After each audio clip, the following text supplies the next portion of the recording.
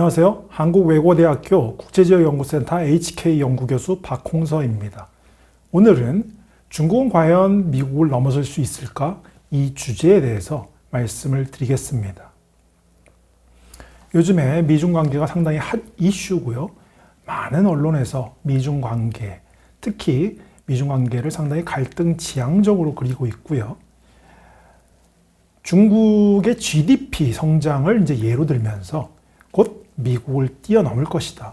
그렇게 된다면 미국도 가만히 있지 않기 때문에 이 미중 간의 충돌은 불가피하다. 이런 얘기도 많이 흘러나오고 있습니다. 저는 기본적으로 이 중국이 미국을 뛰어넘을 수 있을 가능성이 현재로서는 단기적으로는 그렇게 크지 않다라고 생각을 합니다. GDP는 양적 측면인데요. 이런 GDP 같은 기준으로 미중 세력전의를 논하는 것은 상당히 표면적인 것만을 보는 이런 문제점이 분명히 있다라고 생각을 합니다. GDP 같은 단순한 양적 측면이 아니라 우리는 미중 관계를 좀 더 정확히 보기 위해서는 질적 측면을 봐야 된다. 좀 더 구체적으로 누가 누구한테 더 취약한가, 이런 문제가 상당히 중요하다. 미국이 중국한테 취약하냐, 중국이 미국한테 취약한가, 이 문제인데요. 저는 미국의 대중 취약성보다는 중국의 대미 취약성이 훨씬 더 크고요. 이러한 취약성을 극복하지 못하면 단기적으로 중국이 미국을 뛰어넘을 수 없을 것이다.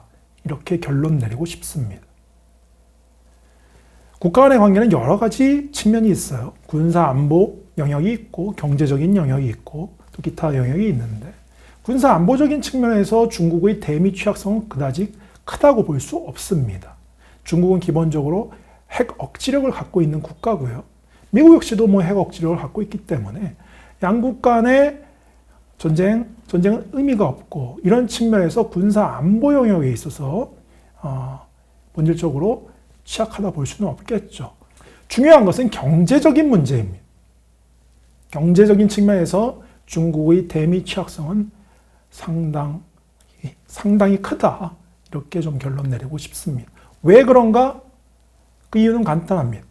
중국의 개혁개방, 지난 40년간의 급속한 성장은 결국 미국이 있었기 때문에 가능했기 때문입니다.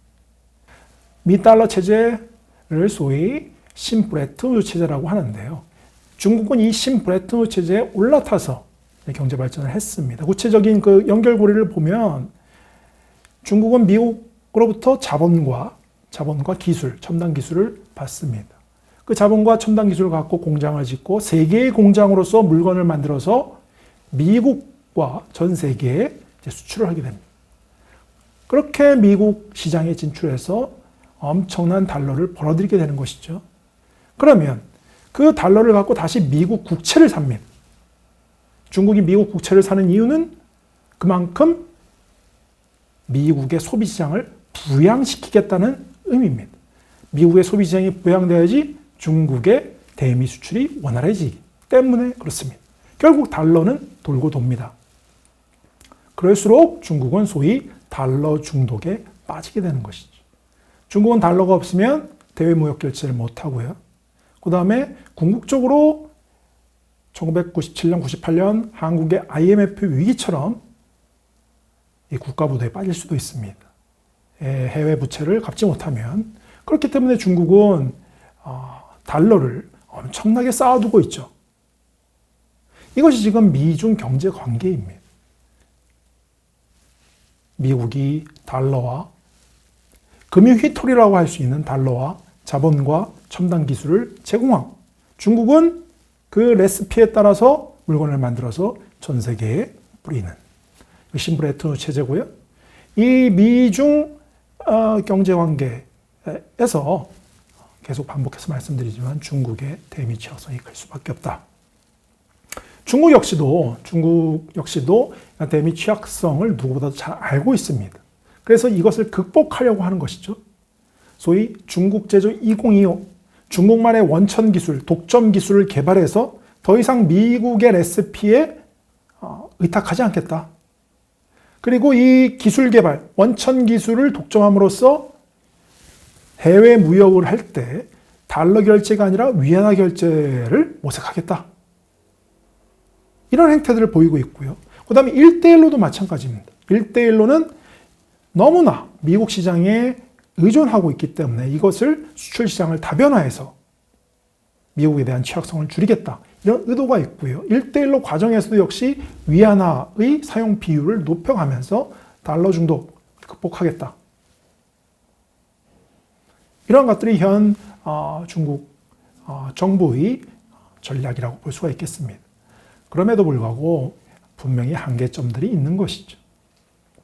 기술 개발 같은 경우 보면 기술 개발은 기본적으로 자유경쟁, 글로벌 차원에서 네트워크, 협업 이런 것들이 필요한데 중국 보면 경쟁력이 떨어지는 국유기업, 상당히 정부 보조금이 많이 들어가고요. 그것은 국유기업을 살릴 수는 있지만 결국 자유로운 기술, 창의성, 기술 개발 이런 것들을 가로막는 그런 요인이 될 수도 있는 것이죠. 금융, 궁극적으로 위안화를 국제화해야 되는데 금융 개방을 하기 위해서 위안화 국제화를 하기 위해서는 중국의 금융시장을 개방해야 됩니다. 그러나 이 금융시장을 개방하게 되면 전 세계 투기 자본이 중국에 들어왔다가 한순간에 빠져나갈 수 있는, 그래서 경제공황, 금융위기에 빠질 수도 있기 때문에 중국 정부는 아주 타이트하게 컨트롤하려고 하는 이런 행태들을 보이고 있습니다. 자, 이러한 상황에서는 위안화 국제화 가능성이 그만큼 떨어질 수밖에 없는 것이죠. 뉴욕이 전 세계 금융의 메카가 될 수 있었던 것은 20세기 초반에 그것은 전 세계 자본들이 거리낌 없이, 제약 없이 뉴욕으로 들어가고 또 나올 수 있었기 때문에 그렇습니다. 지금 중국 같은 경우는 어떤 정치적인 이유, 공산당 통치 안정성, 이런 목적이 바로 이러한 금융시장 개방이라든지 기술 개발이라든지 이런 것들을 가로막고 있는 그 이유로 작동하고 있습니다. 자, 하드 파워만 있다고 중국이 미국을 넘어설 수 있는 것은 아닙니다. 중요한 것은 이제 소프트 파워겠죠. 소프트 파워는 매력입니다. 다른 국가들이 중국의 매력을 느껴야 되는 것. 소프트 파워는 돈으로 살 수 없는 것입니다. 돈으로 다른 주변 국가들의 호감을 얻는다고 하더라도, 그렇다고 하면 만약에 돈이라는 요인이 없어진다면 그 호감도도 당연히 떨어지겠죠. 그것은 진정한 소프트 파워 매력이 아닙니다. 그런 의미에서 이 소프트 파워 개념을 얘기했던 조지프 나이는 중국을 이렇게 비판하고 있습니다. 중국은 프로파간다와 소프트 파워를 혼돈하고 있다. 상당히 좀 신랄한 비판인데요. 중국 역시도 그 정부 차원에서 이 공공외교 소프트 파워에 투자를 많이 하고 있습니다. 특히 베이징 올림픽 이후에. 그러나 기본적으로 중국의 어떤 그런 경직된 권위주의적 체제 속에서 나오는 이 소프트 파워 상품이라든지 전략들이 과연 주변국들의 진정한 매력으로 다가갈 수가 있는가? 여기에 좀 의문점을 제기하고 싶고요. 실제로 통계 자료를 보면 주요국들의 대중국 여론이 상당히 나빠지고 있습니다. 이것은 부인할 수 없는 사실이고요. 이 주요국들이 전 세계 국제 여론을 주도하는 국가라고 본다면 중국 정부는 이거에 대해서 심각히 성찰해 볼 필요가 분명히 있어 보입니다. 중국이 향후 미국을 넘어서서 패권적 지위로 올라가기 위해서는 결국 신용의 문제. 미국이 갖고 있는 대외 신용보다 중국의 신용이 넘어야 되겠죠. 신용이 넘는다는 것은 다른 국가들이 중국을 그만큼 믿고 따라야 된다는 것입니다. 하드 파워도 중요하지만 소프트 파워도 중요한. 하드 파워는 필요 조건이라고 할 수 있으면 소프트 파워는 충분 조건이라고 얘기할 수 있겠습니다. 바이든은 중국이 지도국이 되기 위해서는 신뢰를 얻어야 된다라고 얘기를 했습니다. 중국의 약한 고리를 적확히 편하고 있는 것이 아닌가 이런 생각이 듭니다. 오늘은 여기까지 하겠습니다. 감사합니다.